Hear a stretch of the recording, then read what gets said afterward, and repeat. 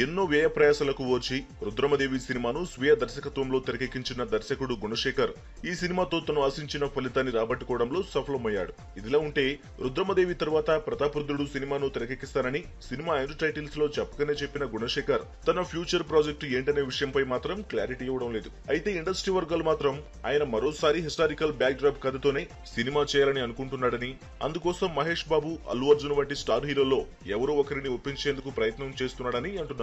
ఇదిలా ఉంటే ఈ మధ్య ఫిలిం ఛాంబర్ లో గుణశేఖర్ రిజిస్టర్ చేయించిన టైటిల్స్ గురించి తెలుసుకుని సినీ వర్గాలు ఆశ్చర్యపోతున్నాయి. ప్రతాపరుద్రుడు టైటిల్ తో సినిమా చేస్తాడని భావించిన గుణశేఖర్ ముందుగా వీరాభిమాన్యు, ఆ తర్వాత గోనగన్నారెడ్డి అనే టైటిల్ ను రిజిస్టర్ చేయించాడు.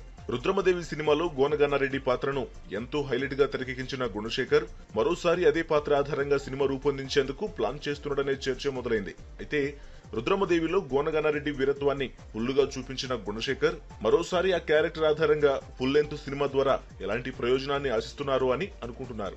గోనగన్నారెడ్డి టైటిల్ తో గుణశేఖర్ ఏదైనా యాక్షన్ సినిమాను ప్లాన్ చేస్తున్నాడేమో అనే వారు కూడా లేకపోలేదు. మరి గుణశేఖర్ కొత్త టైటిల్ వెనుకున్న ఆలోచన ఏంటన్నది ఆయన రివీల్ చేయాలి. మరి అది ఎంత త్వరగా చేస్తాడో చూద్దాం.